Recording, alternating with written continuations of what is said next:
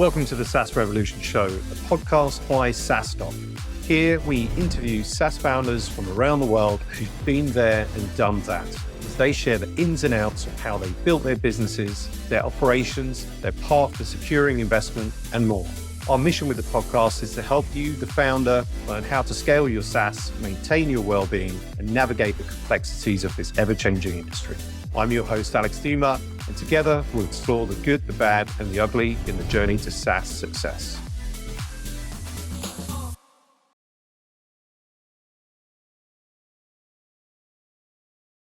Welcome back to the SaaS Revolution Show. I am your host, Alex Theuma, CEO, founder of SaaStock. Delighted to be joined today by Casber Wang, who is a partner at Sapphire Ventures. How are you doing, Casber? Good. How are you, Alex? Thanks for having me. Yeah, I'm good. I'm just, obviously I'm on the podcast with you and excited to speak to you. I'm also looking out my window, or I can see the peripheral view of the window where it's a beautiful day outside. And in some ways it's helping because, it's nice to see nice weather. In other ways, I have this fear of missing out because I'm stuck in the home office all day in the recording studio. And feel like I'm missing out a bit, but hopefully I'll catch some of the evening sunshine. Exactly. You're stuck well. talking to me, so this is somewhat exactly. But it's gonna be worth it. It's gonna be worth it. But thanks so much for coming on the podcast. Where are you dialing in from, Casper? Where are you today? I'm dialing in from our Menlo Park office in the Bay Area. So we've got offices in London, which is more near your neck of the woods, in Austin, Texas, and in the Bay Area. And awesome. That's our HQ, is around the Bay Area. Very cool. And then you were recently, I'll say recently, it was a few months ago now, in Austin at SaaStock USA. I believe together was with Kyle from Huntress, if that's right. Yeah, exactly. I did a panel with Kyle at Huntress. He probably did 95% of the talking and work. I'm just, a moderator, fly on the wall. But I am on the board of Huntress and, have actually led now 2 rounds of financing in Huntress. And I'm a big, proud supporter of the company. Yeah, a great guy. I like Kyle. I did after his talk, like a podcast in the podcast area at SaaStock USA, and just a really good, like open, transparent, almost kind of like deep, conversation that I wasn't expecting, but ones that I kind of really enjoy. And he's built a great company. So congrats on the investment. And seems like a great one. So Casber, like we always start off, we want to, get to know our guests a little bit better for our audience. So tell us, who is Casber Wang? Yeah. So I grew up in China and came here, moved to the U.S. for college. My time in college kind of coincided with the rise of a lot of the, internet scale consumer apps, right? DoorDash, Uber, Lyfts of the world. But I was always more interested in just how those apps work, because with the rise of those apps, and you can probably count Google as part of it too, there's just no existing infrastructure that were powering those apps, right? Like you can't find data centers that were big enough to kind of power a Google or DoorDash scale company back then. So I was always pretty interested in just how things behind the scenes. And I know we're going to talk about AI, and I think we're seeing very interesting similar dynamics played out real time right now around the similar, supply demand on the infra side imbalance. So, just really good time to be around the intersection of business and technology. And when I graduated, it was actually when the first year that AWS was broken out as a separate revenue segment, when Amazon actually reported AWS for revenue segment. So it's kind of the birth of cloud computing, I'd like to say. And the timing just worked out pretty nicely. And I did investment banking before I joined Sapphire, and I was on the IPO of a company called MuleSoft, which is, when IPO and sold to Salesforce for $6.5 billion. And the MuleSoft folks, sort of hooked me up with Sapphire folks, and that's how I joined venture. And it's been 7 years, and I haven't looked back. Awesome. Well, thanks for sharing that. But why Sapphire Ventures? Obviously, there is an abundance of VC firms there. why join Sapphire? What was it about that? Maybe you can share a little story there. Yeah. I think first and foremost, like I mentioned, it's always about the people. And, for better or worse, I was on an IPO team of MuleSoft, was traveling with the management team, going on road shows. And, CEO Greg is one of the nicest human beings. And I'm forever grateful for his intro to the Sapphire folks. And, the people matters a lot, and the relationship in the moment matters a lot, right? And I think the flip side is also, I really like software, and we at Sapphire focus 99% exclusively on enterprise software, SaaS investing, similar to your conference SaaStock. That's all we do, and try to peel out the SaaS business model is something that I'm very passionate about. I know it sounds a little nerdy, but I love technology, I love investing, and I feel like software as a sector provides a lot of opportunities for me to explore my passion along those lines as well. We've learned that Sapphire invests 99% in software. Actually, just curious, what's the other 1%?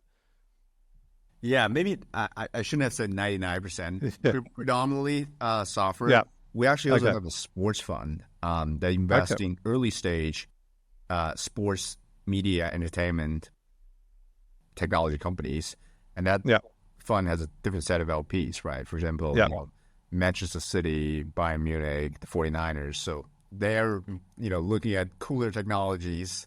On my side, I'm looking at more, software related infrastructure technologies. So it's slightly different. Yeah. Yeah. Okay. Gotcha. And we mentioned Huntress as well as one company that you invested in. What are you looking for companies that you invest in? So what makes it a Sapphire Ventures investment? And also with regard to the CEOs, what are you looking for in the CEOs as well? Yeah, Alex, I always tell founders that, I'm growth stage, so I invest starting from maybe a late Series A, early Series B, all the way up to pre-IPO. But I tell founders that the things that matter at my stage are just the things that matter at the early stages, right? The founder is still the most important thing that I evaluate. The market, it's probably the second, if not, 1A, 1B with the founder. Those are still the most important factors. And numbers obviously have more proof points, but the numbers are just a way for me to backtest the traction of a company, right? So I think the most important thing for me is also just, the founder market fit that I care a lot about, which is why you started this company. What gave you kind of a unique insight into this journey, right? And the second thing is, I would say from a market dynamic perspective, there's always debate between a great founder in a bad market or bad founder in a great market. That's a constant debate within the venture industry. I tend to think that you kind of need both. In the market, on the market side especially, what are the main catalysts that's driving this market to be an interesting segment that gave rise to a bunch of startups, right? I think that unique insight sometimes is something that a strong founder could derive due to their prior experience or some type of vision that they have, right? And we had talked about Kyle and Huntress. He operated in SMB cybersecurity, and that was not a sector that people thought, you can build big businesses, right? Lo and behold, now he's crossing 100 ARR, and obviously the valuation is what it is now. So there's a lot more interesting, takeaways from in my opinion, from a founder market fit point of view. Yeah, so that's very important. And lastly, I would say I'm always looking for folks who wanted to go long, right? Like folks who are determined to go long. I have a personal preference to work with founders who are more grounded relative to just fly in the air. Now, that's not to say, hey, folks who are a little bit more, outward facing are not good CEOs. In fact, I think you can partner with all kinds of CEOs. And in fact, I think some of the most interesting CEOs are probably the more aggressive / arrogant ones, or could come across as pretty arrogant. But my personal preference is work with someone who has grand vision, but is also more grounded.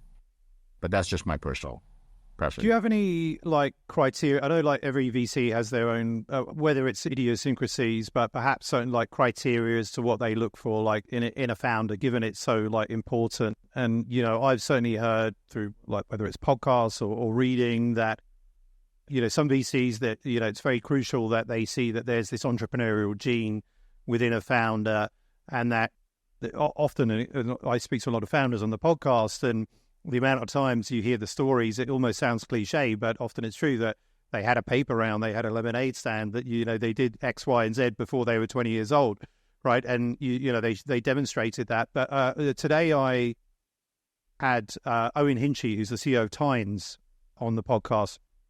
And he said to me, like, he was 15 years in cybersecurity, never wanted to be a founder, right?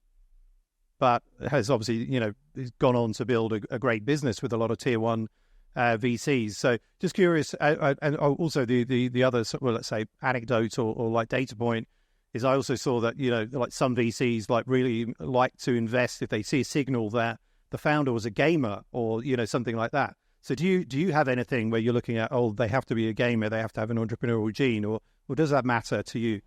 Yeah, I think I really don't have a rule of thumb. I would say the two things I look for, one, and probably is very, very important at my stage, where you're trying to go from not 0 to 1, but 1 to 100, is the ability to attract talent, right? I think that's an underrated thing that, again, it could be an extrovert, could be an introvert. It's hard to judge like who attracts the best talent. But looking back, when I think about the biggest investment success I've had, it's usually a founder who can surround them with the best talent. And by the way, the talent that's the best at 10 million ARR are probably not the talent that's best at 100, and probably not the talent that's best at 300. So how do you kind of constantly thinking about talent evaluation, attracting the best talent, fire them at the right time, right? Usually folks fire a little too late, but how do you really hire ahead, right? Like now we're, Q3 24, but how do you actually think ahead to 2026? And think about your talent bench? That's a very, very important quality among founders. And, to me, because the entrepreneurial puzzle, it's such a dynamic one that's changing, on a daily basis. The only thing you can control is surround yourself with the best people. So to me, the most important thing is the ability to attract founders. And then outside of that, I just, to your point about the Tynes founder, I was on the board of a company called Auth0 that sold to Okta.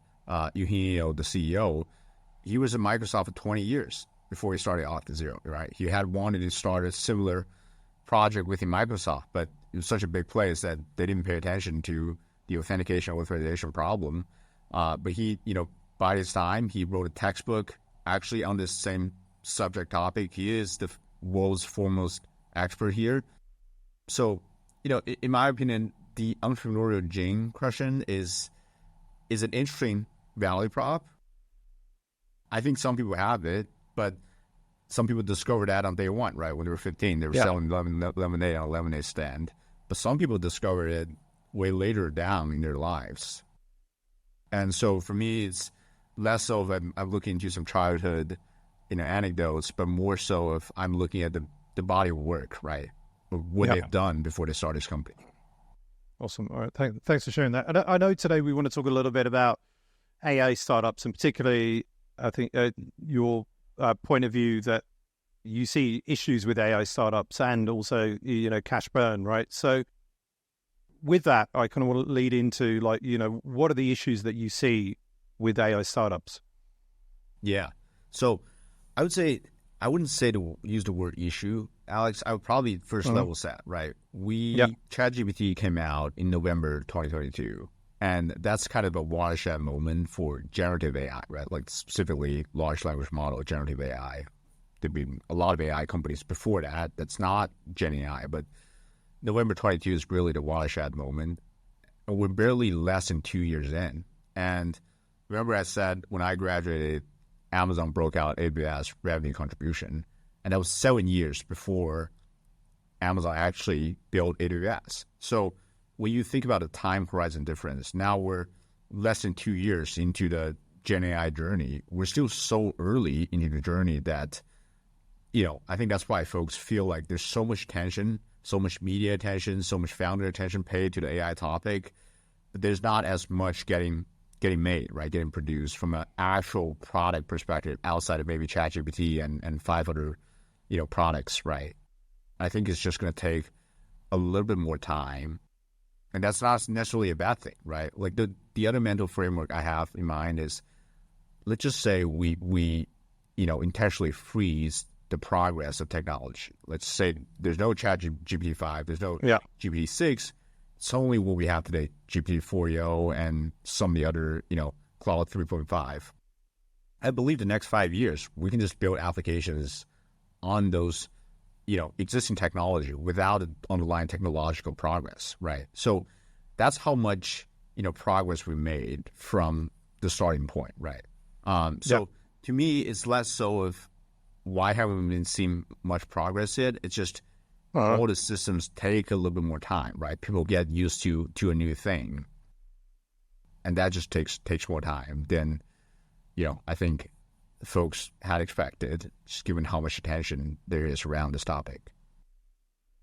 With regards to time, then, and I sort of mentioned this to Owen earlier, that I saw this article about AI not having an economic impacts yet. But is that like a fair statement after, as you say, it's like November 2022 when we saw ChatGPT sort of like rolled out? So is it too soon to kind of be judged in terms of having an economic impact? And I guess that maybe the second part to that is like when, maybe it's hard to say, but you've got a crystal ball, like, when would be the time to really judge the economic impact of AI?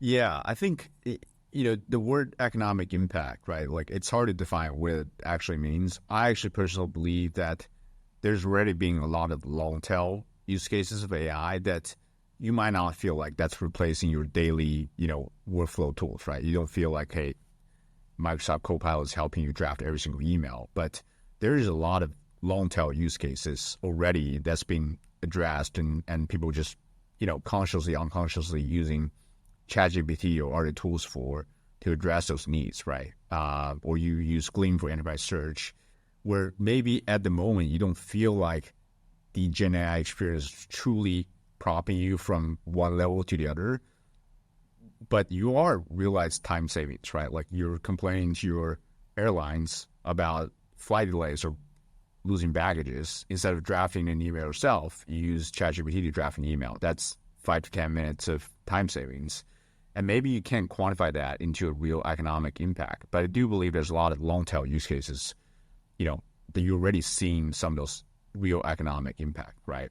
Yeah. And I was going to say, like, in terms of specific fields where you probably feel more accentuated economic impact, engineering is definitely one of those. When I talk to my portfolio companies, when I talk to Global 2000 companies, one of the highest ROI area they're seeing pay off from AI is they just turn on GitHub Copilot, they use Cursor, they use some sort of engineering tools to help them writing code, right? And, I've heard stats from 10% all the way up to 40% of, actual time savings. And, my friends are telling me that, hey, I can't think of a world where I just write code without any assistance, right? So that's one area I think you're seeing a lot of ROI. And the other field naturally is just creativity, right? Like when you need to create something, that's where I think AI has a pretty killer use case in the creativity side of things. Give you a scenario. I'm sure you probably thought about it or heard it before. So let's say I was to start a company tomorrow, a B2B SaaS company, and I got ChatGPT to create the outbound messaging, do the sales outbound. We had AI to help create the code or build the product. AI to help create the content, do the content marketing. And effectively, I was a solopreneur, but having AI effectively do a lot of the roles and the functions that I needed to kind of help build the business. Do you foresee that this scenario does exist or will exist in the future, and that somebody can really scale a business like that? And would that be an investable business? Like, would a Sapphire Ventures say, if this business got to 10 million and it was one person and, managed to do all of this, that you would invest, or would there be some concerns? Yeah, really great question, Alex. I think, look, first of all, I would always have an open mind, right? If something solo entrepreneur just get to 10 million within a very short span of time, something's clearly working. So I wanted to dive into on what's actually working, right? So I definitely see a scenario where, from a headcount perspective, right? Let's say one of the ratio we look at a lot is, AR per headcount. I think that ratio is definitely going to go up with Gen AI, right? Because Gen AI not only enabling the current headcount to be more efficient, but also in certain cases it take away, some of the other headcounts where perhaps you don't have good talent who wanted to do the type of work to do, right? Take away the daily toils of the world, but pretty important, right, from a work perspective. So I think that's definitely going to go up. From my point of view, I would say, just talking to you right now, my concern on the flip side would probably be, as a software company, you have to be backwardly compatible with all the other tools on the stack. So just to build a great software standalone is probably not good enough, right? So have you figured out the compatibility side of things, right? And also the distribution side of things. As you know, software is not only just about building a great product, right? In fact, if you look at history, the best technology doesn't necessarily always win.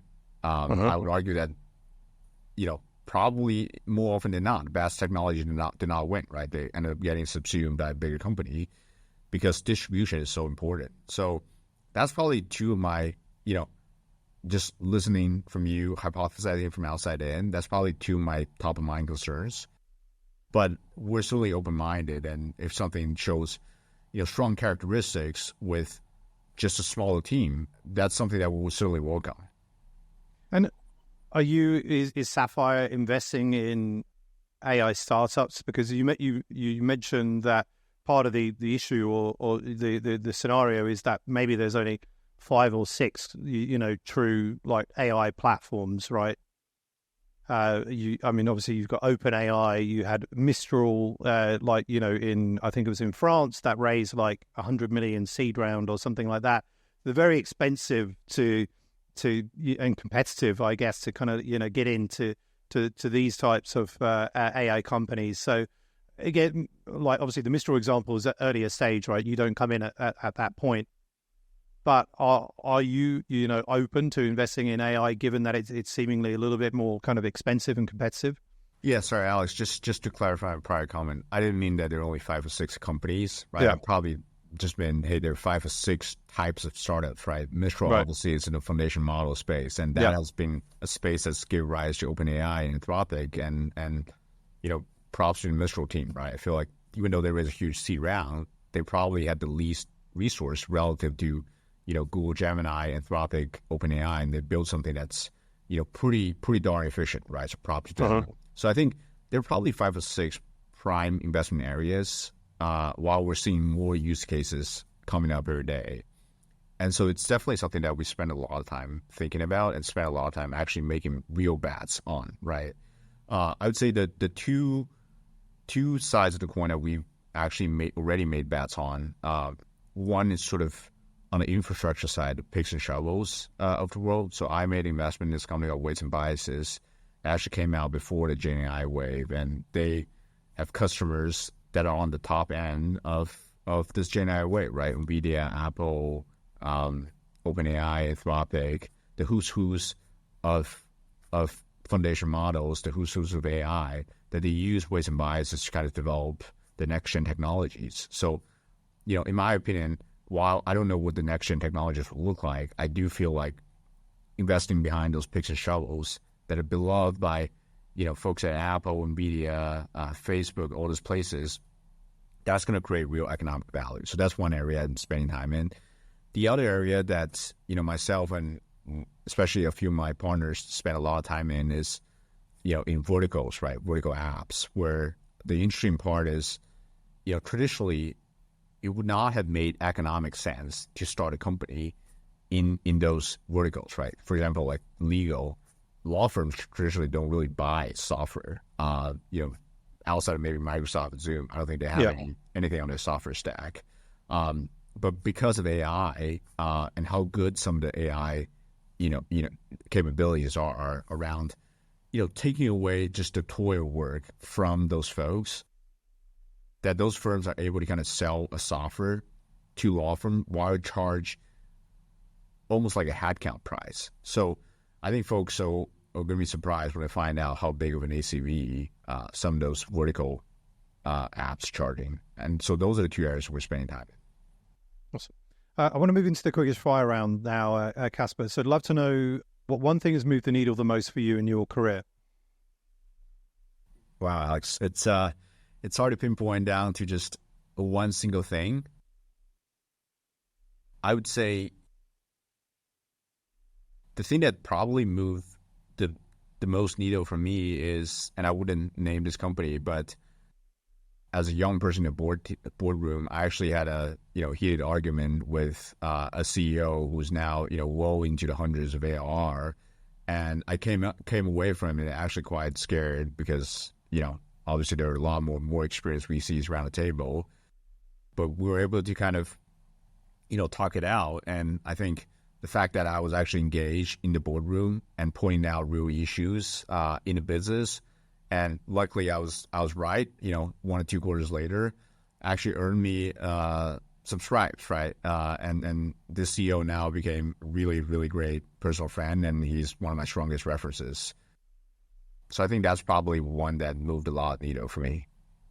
What about best advice you've ever received?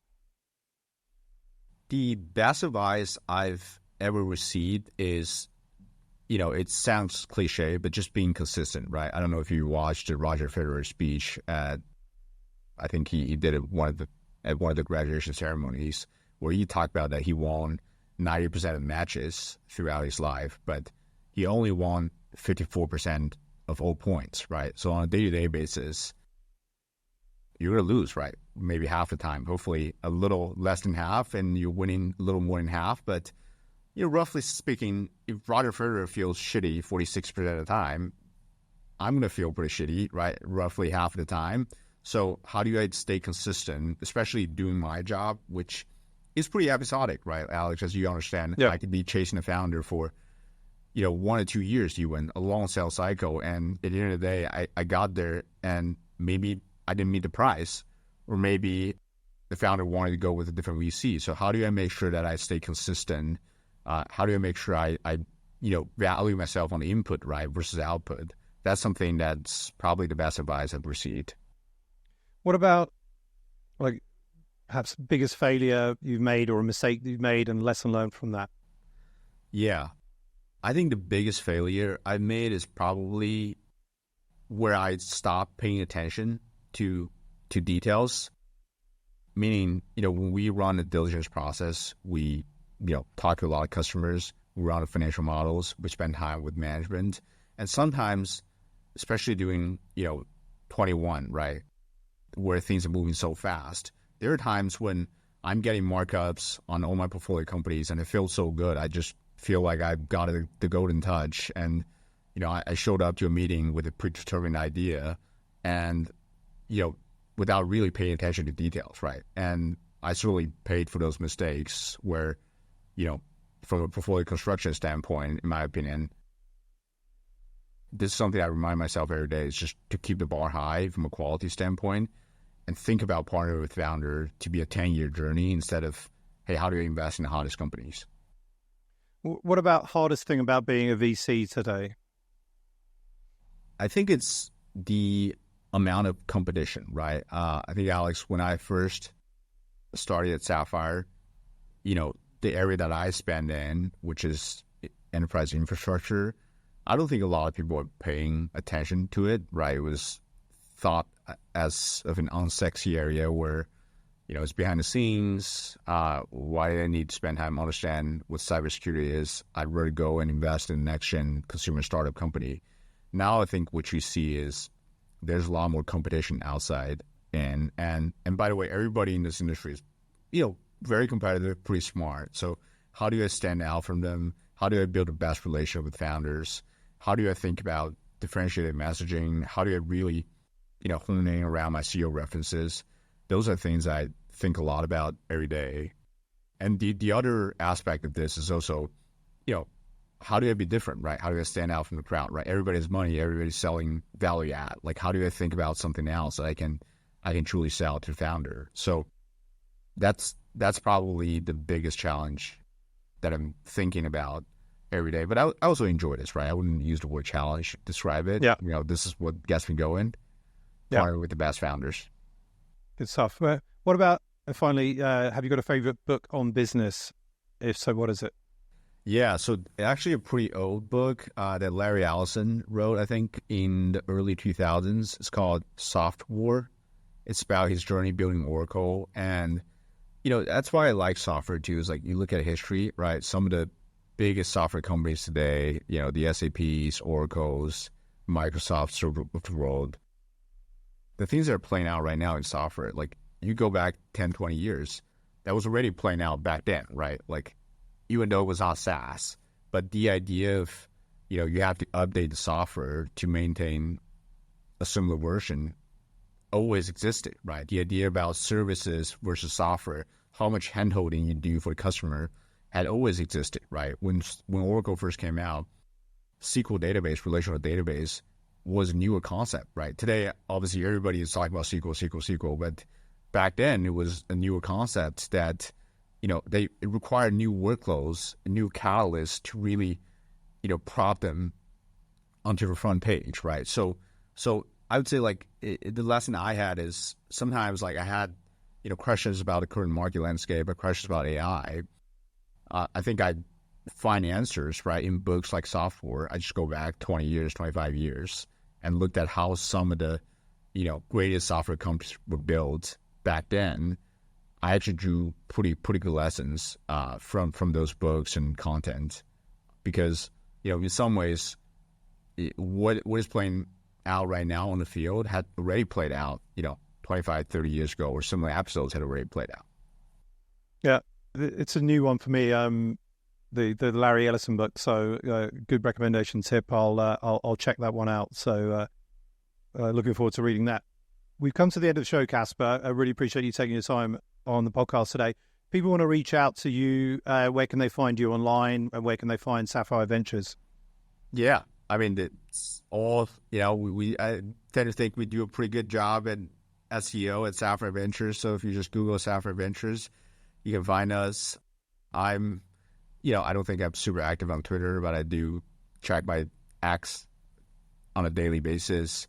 I'm on LinkedIn, so feel free to reach out, and always happy to chat about, technology and investing or starting up a company, because I know how hard it is to be a founder.